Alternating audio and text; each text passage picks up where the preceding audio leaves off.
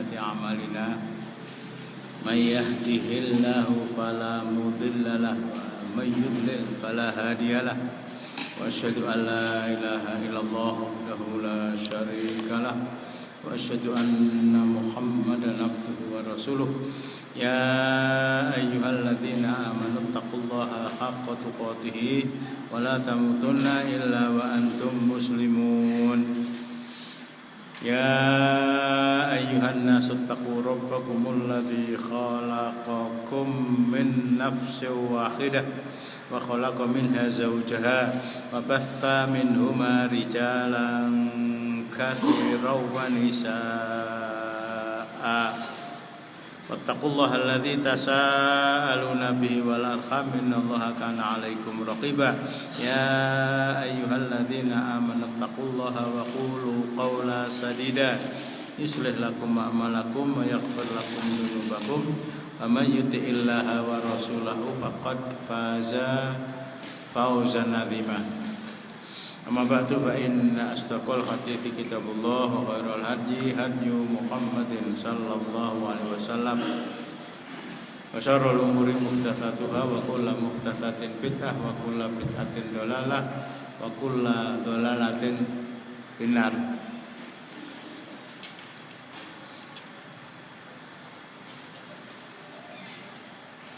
Rutinitas malam Senin Kanzil membaca Syarah Aqidah Wasithiyah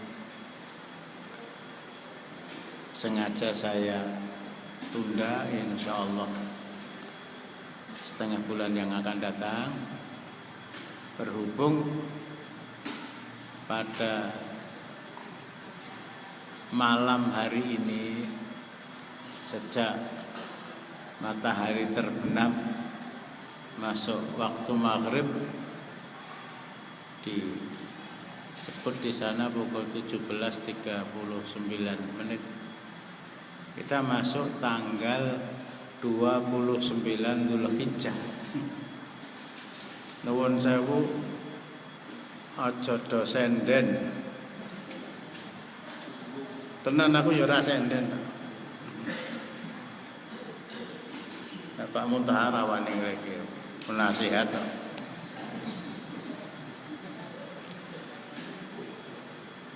Mboten senden nggih Pak Joko nggih. Walah monggo monggo diparingi bantal mboten menapa. Nek pancen ora wani lah. Lah sampun monggo monggo bali.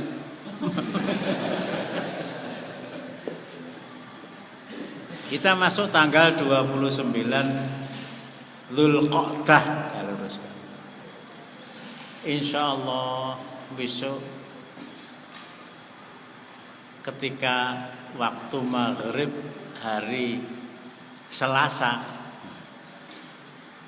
itu dikumandangkan azan maghrib, insyaallah menurut kalender yang saya baca.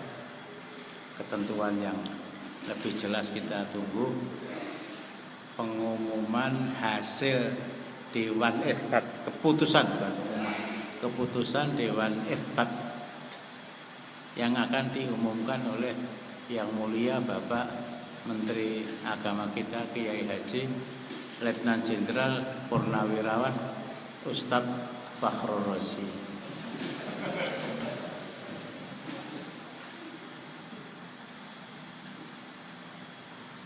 Pak insyaallah besok pagi masuk tanggal besok maghrib masuk tanggal 1 Dzulhijjah. Nah di sini kalau pengajian karo jagat, yang kira arah mangkat aku. Antum tidur boleh aku. Pak Es senden raito. Apa keistimewaan tanggal 1 sampai 10 Dzulhijjah? Itu disampaikan oleh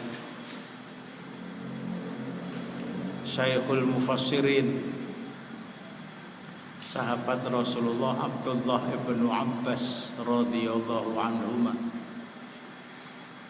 dalam sebuah hadis Rasulullah yang diriwayatkan oleh semua perawi ahli hadis. kecuali Imam Muslim dan Imam An-Nasai, diriwayatkan oleh Imam Al-Bukhari, oleh Imam Abu Dawud, oleh Imam At-Tirmidzi, oleh Imam Ad-Daruqutni, oleh Imam Ibnu Sunni, oleh Imam At-Tabarani, oleh imam yang lain-lain, sehingga kesahihannya tidak bisa diragukan lagi. Apa isi hadis tadi? Ma min ayyamin al-amalus sholihu ahabbu ilallahi min hadhil ayyamil ashar. Qalu walal jihad fi sabilillah ya Rasulullah. Qala walal jihad fi sabilillah illa rajulun kharaja bi nafsihi wa malihi wa lam yarji bi syai'in min dzalik. Tidak ada hari-hari dalam 1 tahun. Di sini yang ada cuma 1 hari. Tidak ada hari-hari dalam 1 tahun yang amal soleh di dalamnya. Tidak ada hari-hari dalam 1 tahun yang amal soleh di dalamnya lebih dicintai oleh Allah Subhanahu wa ta'ala dibanding dengan amal soleh yang dikerjakan oleh seorang muslim. Orang kafir gak mungkin beramal soleh. Tidak ada hari-hari dalam 1 tahun yang amal soleh di dalamnya lebih dicintai oleh Allah Subhanahu wa ta'ala dibandingkan dengan amal soleh yang dikerjakan oleh seorang muslim antara tanggal 1 sampai 10 Dzulhijjah. Ini saya ajak diri saya dan kepada antum semua untuk kemecer, diiming-imingi oleh Rasulullah. Amal soleh yang dikerjakan antara tanggal 1 sampai 10 Dzulhijjah itu amal soleh yang paling baik yang dikerjakan oleh seorang muslim dalam waktu 1 tahun 355 hari menurut kalender Hijriah. Wallahu a'lam. Kalau boleh saya pahami, para sahabat kaget. Selama ini yang kami pahami itu tidak ada amal soleh yang lebih tinggi nilainya dibandingkan dengan maju perang memerangi orang-orang kafir. Rasul amri al-Islam wa amuduhu as-shalah wa darwatu sanamihi al-jihad fi sabilillah.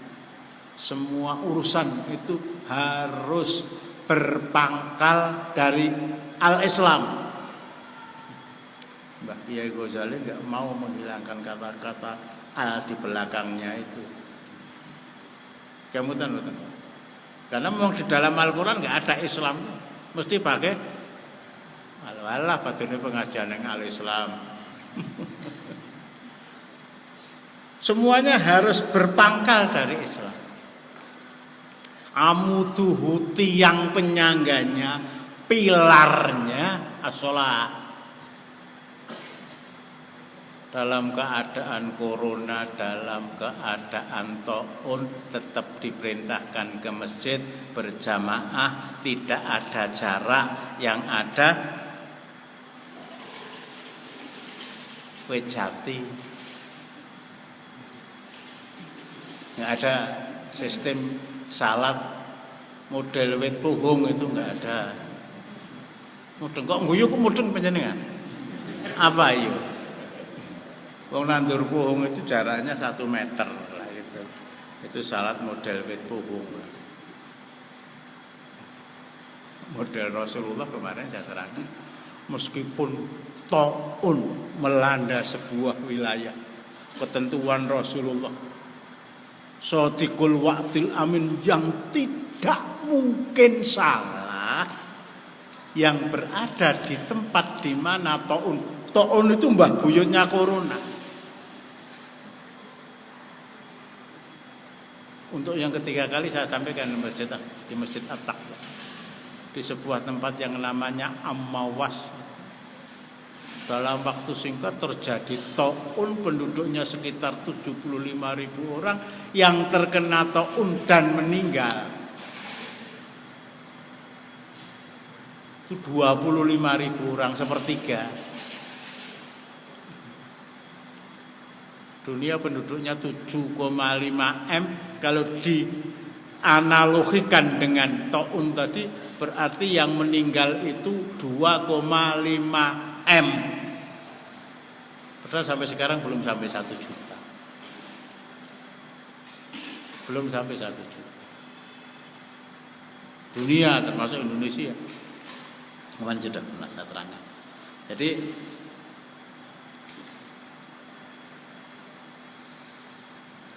tetap sholat jamaah dilaksanakan. Penduduk yang tinggal di mana taun itu mewabah, jangan keluar wilayah taun, tetap keluarlah, keterangan saya. Jangan keluar dari wilayah daerah yang terkena taun, tapi tetap keluarlah. Untuk bekerja, untuk mencangkul kalau Pak Tani, untuk ke pasar kalau pedagang, untuk ke masjid kalau ingin itba sunnah Rasul. Belajar dari rumah, bekerja dari rumah, beribadah dari rumah. Atau tolane bakso cilok apa nganggo online?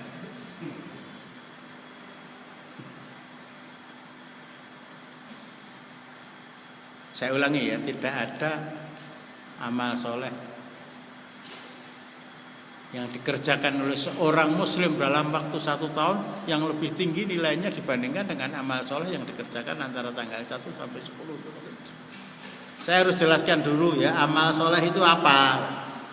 Allah, amal saya itu apa? Al-haqqu min rabbik. Kebenaran itu hanya satu dari Allah. Wala takunanna minal mumtarin, jangan menjadi orang yang ragu-ragu. Enggak ada bener mungguwe awake dhewe, bener mungguwe wong akeh, bener mung enggak ada. Itu yang benar satu, kebenaran itu dari Allah. Kita setuju tetap itu kebenaran, kita menolak tetap itu kebenaran. Waman syaa falyu'min wa man syaa falyakfur, nanti bisa dibuka surat Al-Kahf. Yang mau beriman silakan, yang mau nolak silakan. Apa amal soleh itu? Saya tuliskan ya.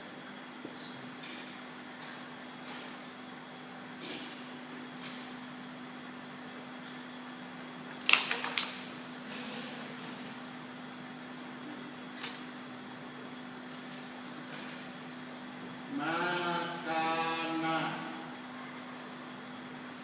sawwaban kholisa.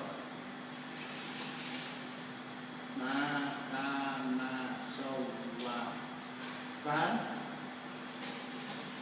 kholison, yang panjang. Makana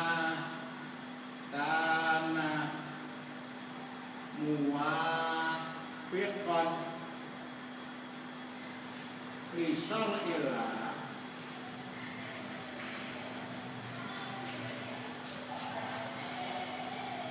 maksudan fihi wajh Allah. Makana sawaban khalisan, makana muwafiqan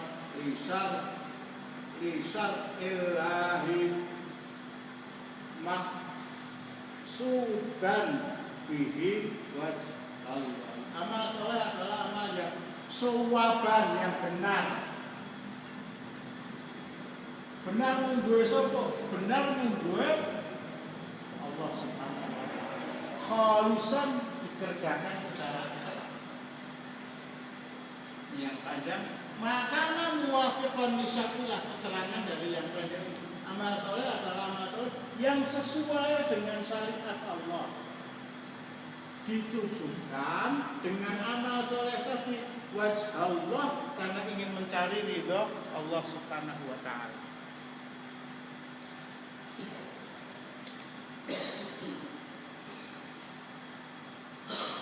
Kita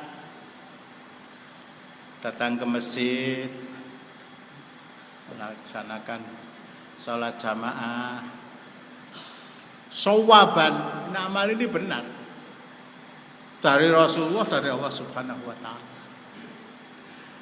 Tetapi untuk menjadikan sholat kita itu benar dan diterima oleh Allah dengan nilai amal soleh, harus kholison, dikerjakan secara ikhlas. Secara ikhlas. Kalau tujuannya ben kepilih tanggal 9 Desember, dicutek itu.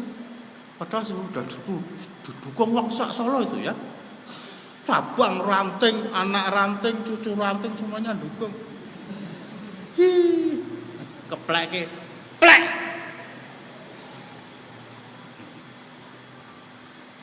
Tujuannya mengerjakan sholat sesuai dengan syariat Allah. Enggak boleh sholat maghrib 4 rakaat.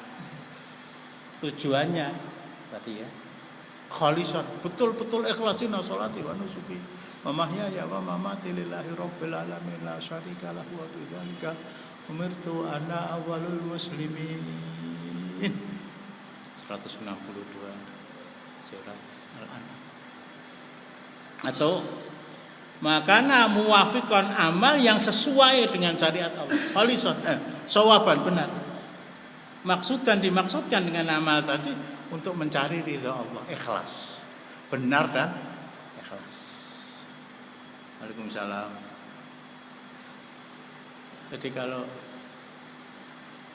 kita melihat ada paku di jalan, di zaman Rasulullah duri, kemudian kita naik kendaraan, kemudian melihat paku itu, bingung nak dipindes bromput, dipindes speed, dipindes terus, gembos terus.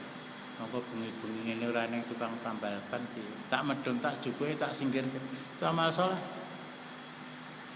Itu amal saleh, menolong tetangga yang dalam keadaan kesulitan ekonomi, itu amal saleh. Tapi mengadakan pesta ulang tahun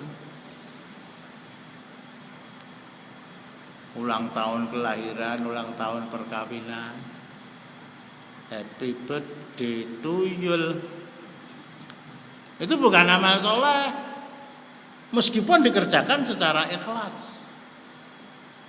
Mengapa? Tidak ada contoh dari Rasulullah ulang tahun nyalakan lilin kemudian ditiup, nggak ada. Keplok kabeh nyanyi panjang, nggak ada. Hadis yang paling mungkar pun tidak menyebut. Ini amal soleh, amal soleh termasuk ya urunan tinggal kalau ada tirakatan malam, itu bukan amal soleh, itu bukan amal soleh. Aku tuh kan harus memperingatinya tidak dengan cara itu, apalagi nganggu apa namanya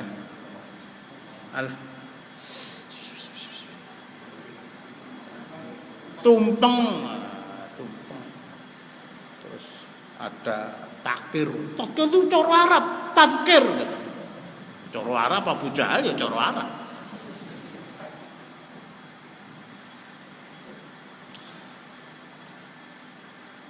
Ini amal soleh. Tidak ada amal soleh yang dikerjakan oleh seorang mukmin dalam waktu 1 tahun. Tidak ada hari-hari dalam 1 tahun yang amal soleh dikerjakan di dalamnya oleh seorang mukmin lebih tinggi nilainya dibandingkan dengan amal soleh yang dikerjakan mulai besok malam waktu maghrib sampai tanggal 10 ba'da asar menjelang maghrib hari Jumat. Para sahabat tadi setengahnya kaget, loh, yang saya ketahui itu tidak ada amal soleh yang mengalahkan jihad. Semua persoalan sumbernya berangkat dari Islam, pulang dari Islam, tiangnya adalah sholat, laki-laki dikerjakan secara berjamaah di masjid, kecuali sakit, kecuali safar, kecuali udan, kecuali jalannya ada sesuatu yang berbahaya. Para ulama tidak saya temukan, kecuali ada corona, enggak ada. Katanya derek ulama, enggak ada itu. Imam Abu Hanifah, Imam Malik, Imam Syafi'i, Imam Ahmad. Mereka sudah mengenal ta'un. Kisah ta'un itu sudah terjadi satu abad yang lalu, tapi masih merupakan kisah yang besar. Dan mereka dengan ilmu mereka yang tidak ada yang menandingi, kecuali para sahabat dan para nabi, mereka tidak masukkan ta'un itu ke dalam. Yang paling tinggi itu jihad fisabilillah. Lalu Rasul mengatakan, sehingga mereka bertanya, walal jihad fisabilillah ya Rasulullah. Termasuk jihad fisabilillah yang dilakukan oleh seseorang di luar tanggal 1 sampai 10 Dzulhijjah. Maju ke medan perang membunuh musuh, yuqatiluna fisabilillah wa yaqtulun wa yuqtalun. Alternatifnya milih satu di antara dua, membunuh atau dibunuh. Bisa membunuh musuh, bukan satu, bukan dua, bahkan 10, bahkan lebih, pulang membawa harta pampasan perang. Nilai amal yang dia lakukan, yang dilakukan oleh mujahid ini, kalau kita pahami dari hadis yang saya sampaikan,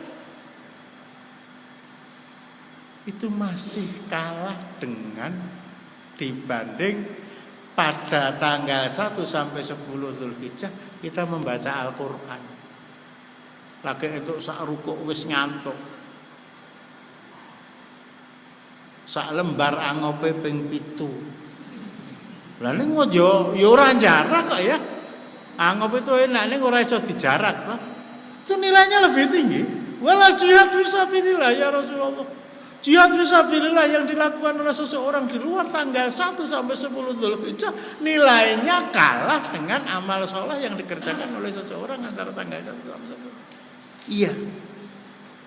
Ila rajulun kharaja bi nafsihi wa malihi wa lam yarji fi syai'in min dzalik.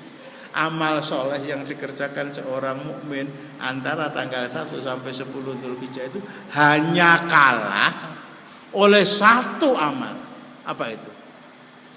Seorang laki-laki, kalau boleh saya uraikan, mempersiapkan pedang dan tombaknya, mempersiapkan busur dan tanah dan panahnya, memelanai kudanya, memasang sanggur di atasnya, membawa bekal secukupnya, maju ke medan perang dan tidak pernah kembali. Dan tidak ada berita yang sampai kepada keluarga. Artinya mati syahid. Hanya satu mati syahid. Itu pun di medan perang. Itu pun di medan perang. Kemana saya terangkan? Seorang muslim patuh pada Allah, enggak keluar dari tempat tinggal dia. Tempat tinggal dia itu di wilayah di mana dia tinggal. Karena di sana berkecamuk penyakit taun, aktivitas sehari-hari biasa, istiqomah bahwa hidup dan mati itu di tangan Allah. Akhirnya dia meninggal, keberadaan dia sebagai orang yang mati karena taun nilainya sama dengan orang yang mati syahid. Walal jihad fisabilillah ya Rasulullah, termasuk jihad fisabilillah. Iya. Yang mengalahkan cuma satu. Jadi sekali lagi seperti saya pucuki tadi,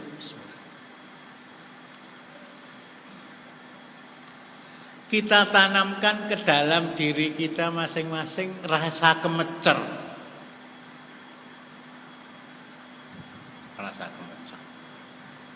Syekhul Islam Ibnu Taimiyah rahimahullah dalam Majmu' Fatawa beliau ditanya,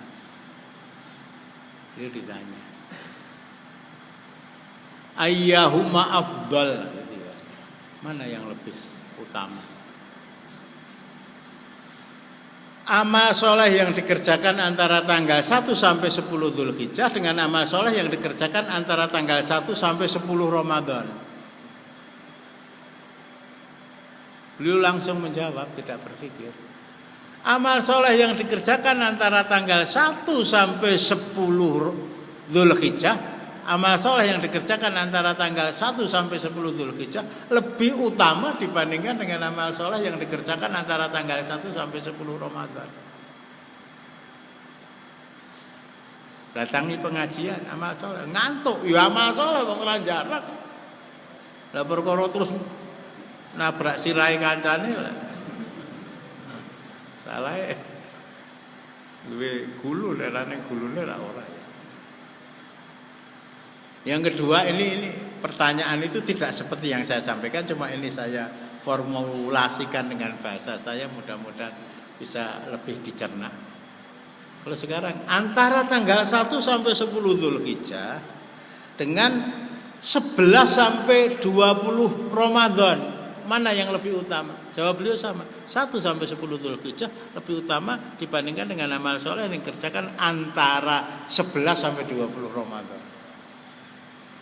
Yang ketiga, antara 1 sampai 10 Dzulhijjah dengan 21 sampai akhir Ramadan. Ayyuhuma afdal, mana yang lebih utama? Jawab beliau, janjane. Tapi beliau orang Arab ya ora iso muni janjane.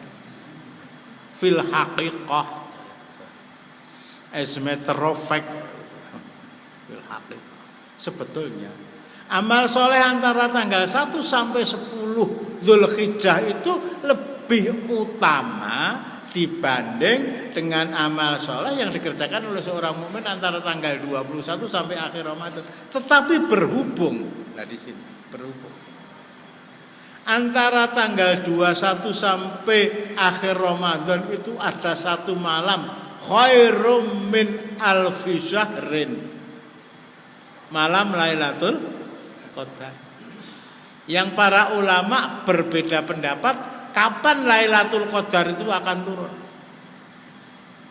Ada yang mengatakan salah satu malam di antara Asrul Awakhir, sehingga kita diperintahkan untuk iktikaf. Ada yang berpendapat tanggal-tanggal ganjil 21, 23, 25, 27, 29. Ada yang mengatakan tanggal 21, tapi tidak ada ittifaq di antara mereka kapan malam Lailatul Qadar itu akan diturunkan oleh Allah. Setiap tahun para ulama mengatakan Lailatul Qadar ki mesti eneng. Kejaba Kiai Semanggi kono. Ora eneng kuwi corona. MTA itu tidak mempercayai adanya Lailatul Qadar. Dalam arti setiap tahun turun Asrul Awakhir. Lu tak kandhani lah begitu. Nek wis ngerti kandhanono gitu loh. Ora wani aja melu-melu.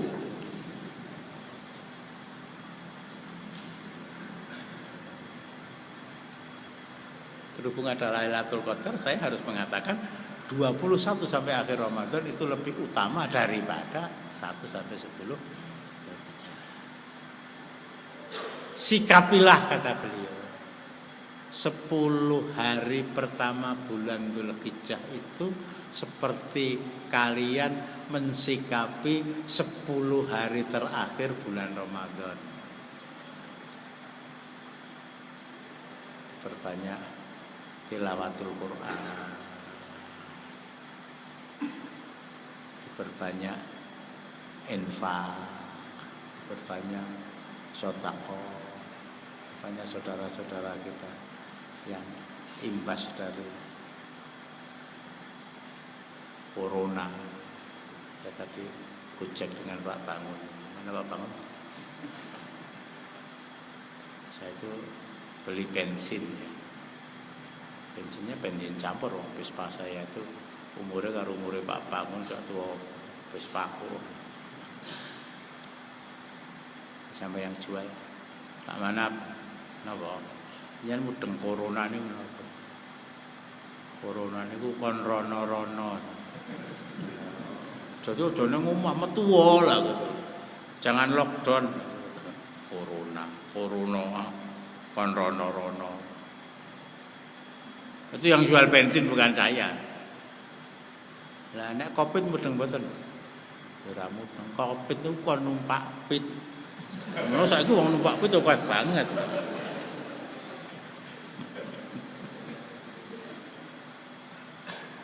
Kita berbanyak tilawah, kita berbanyak infak.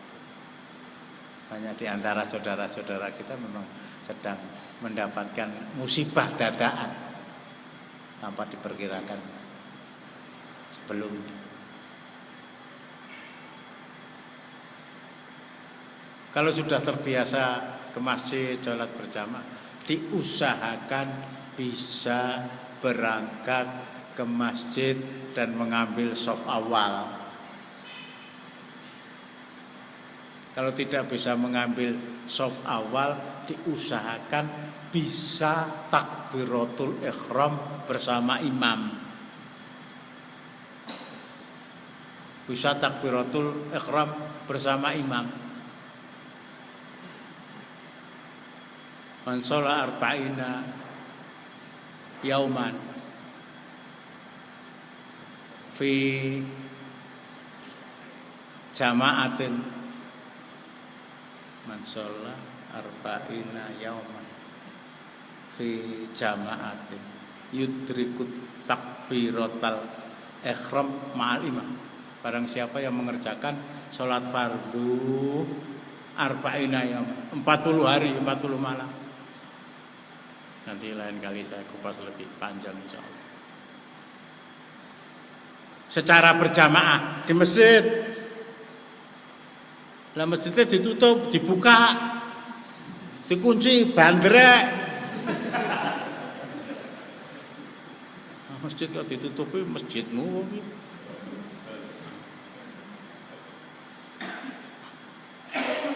Mereka nak pateni, ya sudah salat di halaman sana. Lah masjidnya kebak hawa nafsu.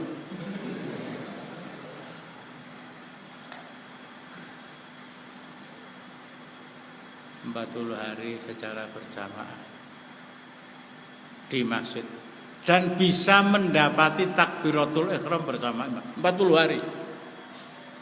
Suwe banget. Sa'ad bin Musayyib itu 40 tahun ora tahu telat takbiratul ihram bersama imam. Sampai kepada anaknya dia berkata, anakku 40 tahun saya sholat itu tidak pernah melihat tumit orang lain. Enggak delok ya bro. Cagak.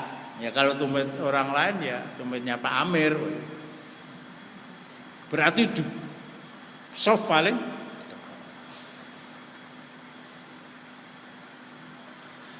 Rasulullah menjanjikan dia akan terbebaskan dari api neraka dan terbebaskan dari penyakit munafik.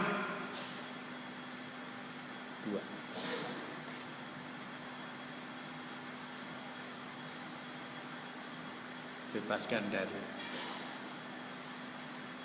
neraka, terbebaskan dari penyakit munafik. Apa iso lah kalau sampai ada di antara kita, mudah-mudahan tidak, yang mengatakan begitu, jangan nuduh orangnya yang kalau ada. Jangan-jangan pada diri Anda masih ada penyakit munafik. Orang muslim itu kalau diperintah oleh Rasulullah dan dilarang, ya perintah yang dia dengarkan tadi, sami'na wa ata'na mastata'tum. Diusahakan. Dan yang lebih real dalam arti tidak menjadi kebiasaan kita, dan itu dilakukan oleh Rasulullah. Salah seorang di antara istri beliau yang melakukan itu, wallahu alam, seingat saya Hafsah binti Umar radhiyallahu anhuma, dan para ulama mewasiatkan isi hari-hari tanggal 1 sampai 9. 10-nya nanti sendiri. isi hari-hari tanggal 1 sampai 9 itu dengan melaksanakan siam. Sangang dino. Ora kuat sangang dino ya 8 dino. Artinya tidak ada kodok gitu loh. Dalam rangka mengisi amal soleh dan siam itu jelas amal soleh, isi tanggal 1 sampai 9, hari Rabu, Kamis, Jumat, Sabtu, Ahad, Senin, Selasa, Rabu, Kamis itu dengan siam. Walau tanggal 1 Rebo tonggoku mantuk ya wis ora siam ya ora apa-apa. Mulai Kamis. Kalau biasanya siam Senin Kamis 2 in 1, pahala siam Kamis, pahalanya siam antara tanggal 1 sampai 9 Dzulhijjah. Kamis saya mau ke Surabaya ya sudah. Artinya jangankan 8 hari, jangankan 7 hari, ora poso ora apa-apa. Cuma masalahnya gitu. Wong ngelak dimingi-mingi es teh kok ora kemecer malah didoni. Oh kuwi mesti wong ora waras itu. Mari diusahakan 9 hari. Bapak-bapak sebagai kepala keluarga, ar-rijalu qawwamuna 'alan nisa, surat An-Nisa ayat 34. Kemarin di Baitul Ma'mur saya suruh baca terjemahannya. Laki-laki itu pemimpin wanita. Yang di timur dengar, yang di balik korden dengar. Dadah krungu to lah. Dadah krungu. Laki-laki itu pemimpin wanita, bukan teman hidup tok. Tidak sejajar, laki-laki perempuan sama saja. Tidak, itu ulangane iblis.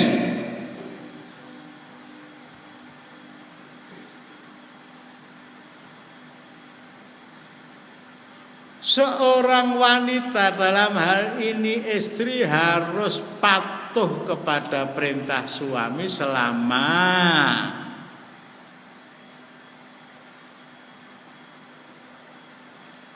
dia mampu melaksanakan, selama perintah itu sesuai dengan syariat Islam. Mil, suami manggil istrinya, Mil, Darmil. Kayak gendenge bocor dandanono. Mang tuke gendenge tak dandanan, ya mungkin mang balik kerono. Nah, ini memerintah seorang istri di luar kemampuan dan di luar saksiyah dia, pribadi dia, jati diri dia sebagai seorang wanita. Dia boleh menolak tentu saja dengan bahasa yang halus tapi tegas. Mungkin nek kula penekan tanggane weruh terus kula diplinteng pripun.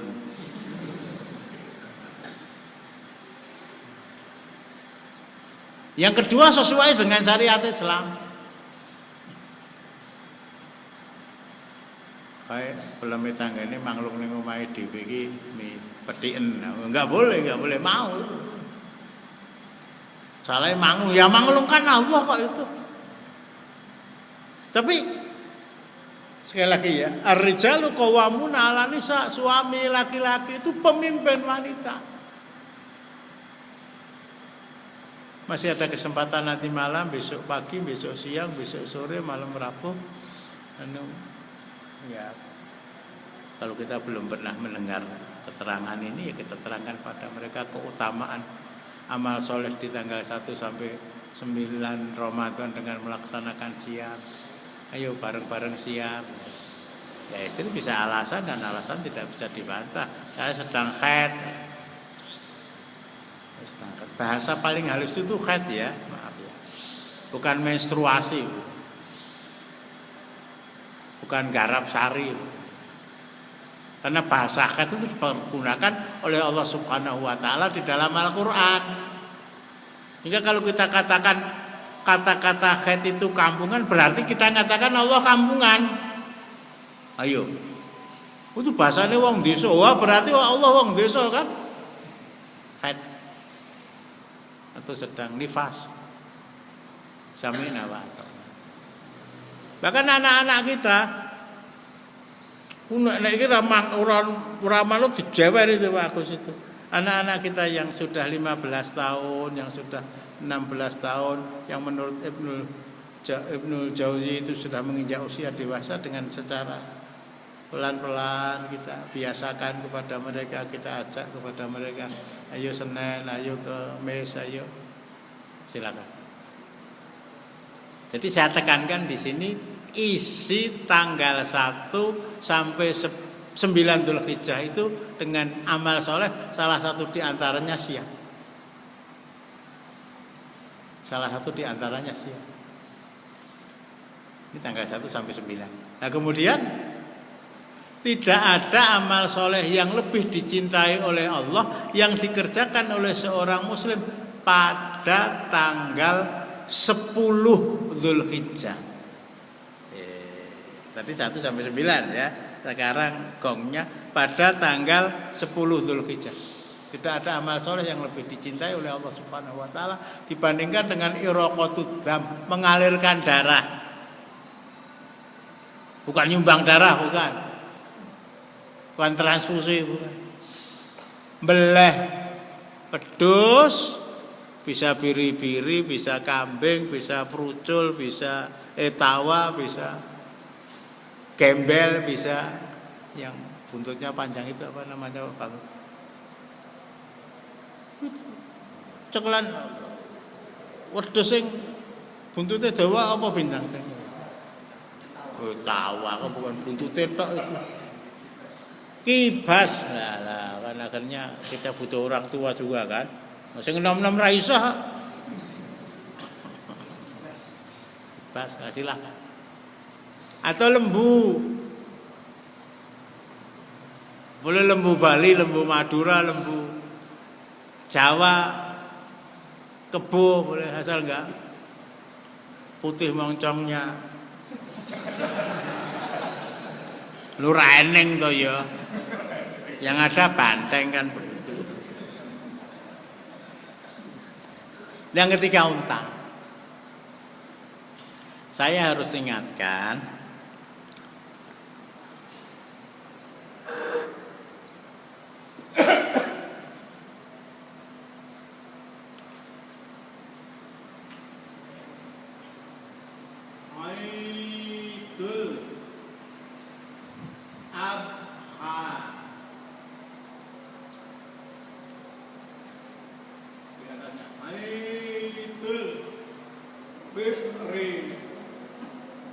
yang pertama Idul Fitri, hari raya makan-makan sesasi raya madang. Idul Fitri, hari raya makan-makan.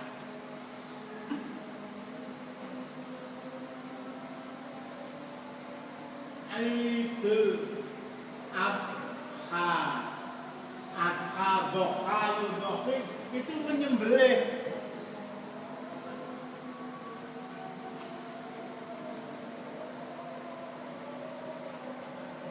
Idul Adha, hari raya penyembelihan. Binatang yang disembelih namanya udhiyah.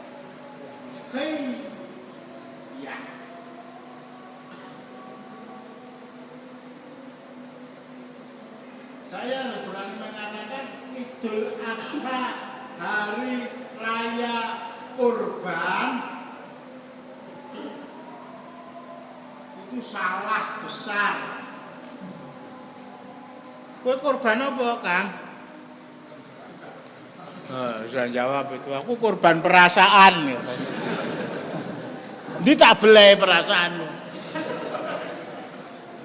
Idul Adha, hari raya penyembelihan. Nah kalau kita tanya pada orang, kamu motong udhiyah apa? Lah kok angin, orang tahu diapalke kok. Biyen arep muni corona wangel kan malah kleru Corolla, malah kleru Datsun, malah kleru.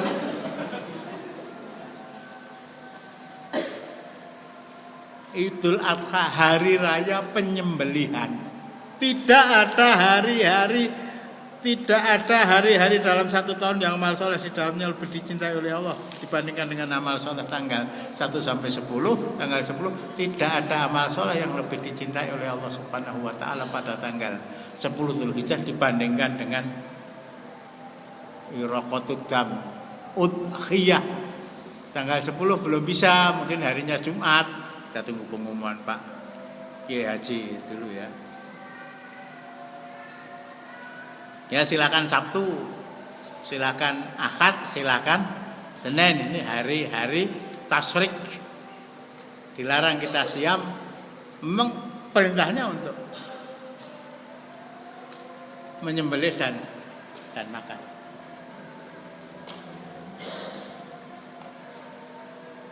Ini tanggal 10 Dzulhijjah.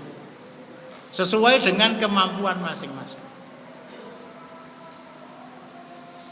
Kalau di kalangan ulama mazhab Syafi'i yang umum di Indonesia itu memang udhiyah ya, bukan kurban ya.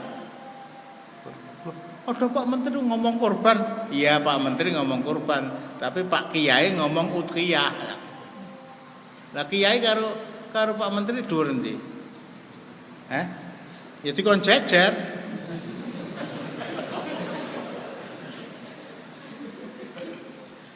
Udhiyah dipotong sendiri-sendiri silahkan, dibagikan tetangga kiri kanan, atau kita patungan seekor sapi ditanggung oleh 7 orang. Kondisi masyarakat kita berbeda ya, mungkin satu masjid dipergunakan untuk sholat jamaah 4 RT.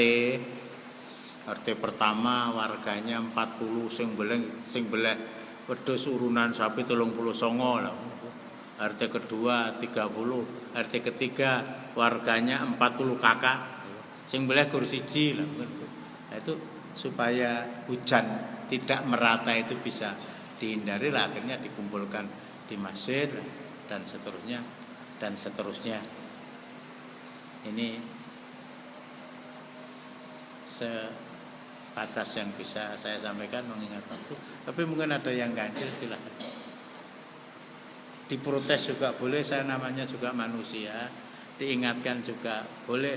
Innal insana lafi khusrin illa alladziina amanu wa 'amilus sholihati wa tawassaw bil haqqi wa tawassaw bis sabr. Atau ditanyakan persoalan yang belum bisa dicerna secara tafadhol. Enggak ada. Ramu dengkape apa mudeng kabeh? Iya. Untuk pelaksanaan Ayyamul Bid di bulan Dzulhijjah itu nanti seperti apa Ustaz? Kan hari tasyrik sama 11, 12, 13, 13, 14, 15 kan biasanya ada Ayyamul Bid. Dan ketika di bulan Dzulhijjah itu seperti apa Ustaz? Siam Ayyamul Bid itu tanggal 13, 14, 15. Padahal tanggal 13 itu masih hari tasyrik. Ada sebuah hadis lain yang menerangkan dari Ibu Aisyah radhiyallahu anha bahwa Rasulullah itu tidak pernah meninggalkan siam 3 hari setiap bulan. Jadi tidak dijelaskan kapan, pokoknya ya 3 bulan itu paling tidak Rasulullah tidak pernah meninggalkan siam 3 hari. Dari sana karena tanggal 13 itu masih hari Bid, nah kita laksanakan tanggal 14, 15 dan 16 atau ya 20, 21 dan 22 begitu. Termasuk yang siam Daud ya, ya harus lebih mengutamakan siam 9 hari tadi. 9 hari tadi. Masuk tanggal 10 justru tidak boleh siam. 11, 12, 13 suka tidak boleh siam, lah silakan masuk tanggal 14 siam, 15 tidak, 16 siam dan yang lain mungkin ada. Masih monggo Pak Joko.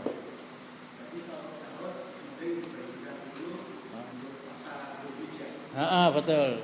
Ya karena nilainya itu tadi mengalahkan orang yang maju ke medan perang.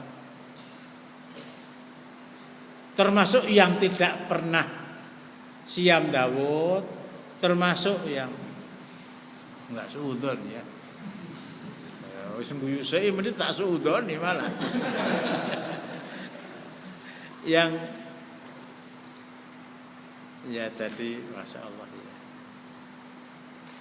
Nanti sedikit saya ingatkan surat Al-Ahqaf ayat 15. Wa wasainal insana biwalidayhi ihsana. Hamalatu ummuhu kurha wa wada'atu kurha wa humluhu wa fisaluhu falatuna sar. Hatta idza balagha arba'ina sar. Sehingga ketika dia berusia 40 tahun. Sehingga ketika dia berusia 40 tahun. Aku durung ya.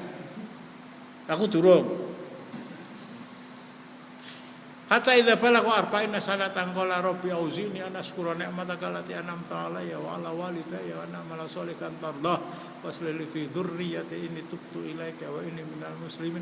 Ada sebuah buku terjemahan bahasa Indonesia apa judulnya? Misteri usia 40. Kalau Anda sudah menginjak usia 40, cepat manfaatkan waktu selain untuk melaksanakan yang fardu dan yang wajib, juga kerjakan yang sunnah. Jadi kalau sudah 45, 50 turung biasa ke siam Senin Kemis, ya enggak apa-apa. Tidak ada istilah cepet-cepet dimulai besok pagi. Besok pagi Selasa kok ya. Orang yang sudah 45, sudah 55, subuhan we telat. Ya bisa jadi karena perutnya sakit. Bisa jadi matanya jak melek loro. Jadi usahakan setiap 40 itu untuk lebih mulai mendekatkan diri kepada Allah. Yang tidak terbiasa dengan Senin Kemis, ngomongku lagi. Usahakanlah 1 sampai 9 Dzulhijjah. 1 sampai 9 Dzulhijjah. Usahakan bisa melaksanakan sholat jamaah di masjid yang dimulai dengan azan dan iqamah, soal shaf kedua, soal shaf ketiga, namanya di Masjidil Haram kan shafnya shaf 157, tapi takbiratul ihram bersama imam jangan sampai itu. Demikian. Satu lagi mungkin.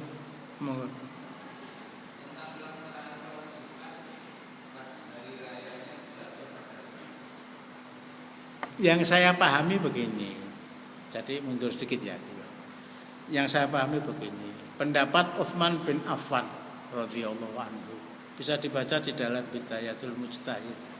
Satu-satunya laki-laki yang pernah diambil menantu oleh seorang nabi sampai 2 kali, al-asrah al-mubasysyaruna bil jannah. Hadis Rasulullah, kalau kalian sudah sholat Id begitu, tidak usah sholat Jumat. Maksudnya bagaimana? Pada masa Rasulullah, sholat Jumat itu terkonsentrasikan di Masjid Nabawi. Padahal di luar Masjid Nabawi yang paling tidak bapak-bapak yang pernah ke Madinah ada 2 masjid ya, ada Masjid Kiblatain, ada Masjid Quba dan masjid-masjid yang lain banyak. Tapi masjid-masjid tadi dipergunakan untuk sholat fardu 5 kali, zuhur, asar, maghrib, isya, subuh. Tapi kalau Jumatan mereka tutup, nanti saya nutupi masjid. Dan mereka kerjakan sholat Jumat di sana. Padahal jarak rumah mereka, saya ambil contoh, di tahun-tahun 50-an itu masih banyak ya bapak-bapak yang dari Tegalsari, Masjid Tegalsari, bapak-bapak yang dari Masjid Lawiyah, bapak-bapak yang ini Masjid Taqwa belum berdiri dari itu kalau jamaah di Masjid Tegalsari, tapi kalau Jumatan mereka menyempatkan melaksanakan sunnah Rasulullah. Dilaksanakan di Masjid Nabawi, sementara jamaah yang datang Jumatan ya, itu jaraknya bisa 100 meter, bisa 1000 kilo, bahkan bisa 10.000 kilo. Saya ambil contoh sentra Masjid Nabawi itu di Masjid Agung, ada yang datang dari Palur,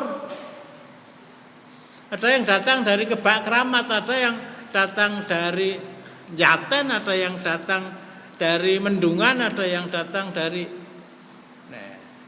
jadi bakta subuh mereka sudah siap-siap berangkat santai sambil takbir kerjakan sholat Id pada hari Jumat ya, selesai taruhlah jam 7 atau setengah 8 mereka pulang sampai di rumah, bisa jadi jam 9, bisa jadi setengah 10, bisa jadi jam 10. Masuk rumah, makan, namanya bakdo, susu itu. Bi cepat bi, ngapa? Kita kembali ke Masjid Nabawi untuk sholat Jumat. Nyambung sampai di sini. Yang tanya tadi siapa tadi? Yang tanya tadi nyambung ya. Nah, saya lanjutkan. Rasulullah memberikan kebijaksanaan. Kalau kalian sudah melaksanakan sholat Id tadi pagi, berangkat dari rumah ba'da subuh rada kesusu ndak telat, pulang sampai di rumah setengah 10, lah mlaku saka masjid gede yang Kebak Keramat yang Karanganyar, sampai di rumah jam setengah 10, mau makan tuh kesusu, cepet ndang balik yang masjid, maksudnya ke Madinah, ke Masjid Nabawi, kita mau melaksanakan sholat Jumat. Lah Rasulullah mengatakan, kalau kalian sudah melaksanakan sholat Id di Masjid Nabawi, maksudnya bukan Masjid Nabawi, tetapi di salah satu tempat yang ada di sebelah kanan Masjid Nabawi yang sekarang menjadi masjid, namanya Masjid Romumah, dilaksanakan di sana, tidak usah kembali lagi untuk Jumatan. Lah gimana? Laksanakan sholat zuhur, aja melu-melu MTA, Jumatan ijen keneng. Ini harus saya ingatkan. Kamu tidak usah kembali lagi ke masjid untuk Jumatan, tetap laksanakan sholat di masjid kalian masing-masing, bukan Jumatan ning salah. Begitu. Yang saya pahami begitu. Karena mereka yang memahami boleh tidak sholat Jumat. Nah terus piye? Ya piyenya itu. Tujuannya masjidku tutup. Tujuannya. Jadi para ulama ada yang memerintahkan sholat zuhur di rumah, ada yang memerintahkan untuk sholat zuhur di rumah, bahkan ada yang memerintahkan tidak usah zuhur, tidak usah Jumat. Ya sholat zuhur di rumah itu memang yang diperintahkan. Sholat zuhur di masjid mereka masing-masing itu memang yang diperintahkan Rasulullah, paling tidak menurut pemahaman Utsman bin Affan radhiyallahu anhu. Tapi kalau di kampung setiap 100 meter eneng masjid, dan masing-masing masjid itu menyelenggarakan Jumatan sendiri. Ada masjid yang tidak menyelenggarakan karena memahami seperti yang ditanyakan beliau, ada yang menyelenggarakan. Aku boleh nang omah wae kok. Enggak ada. Perintah mengerjakan sholat zuhur, asar, maghrib, isya, subuh di rumah, padahal tidak hujan, padahal tidak sakit, padahal tidak safar, padahal jalannya aman-aman saja. Jadi tetap ke masjid melaksanakan sholat. Ngaten. Terus karek titik-titik terus hilang. Yang lain? Tit ya, sholat ngantuk, sholat hilang. Jadi mari bismillahirrahmanirrahim, saya ajak diri saya dan diri antum semua untuk satu kata, kemecer. Assalamualaikum warahmatullahi wabarakatuh.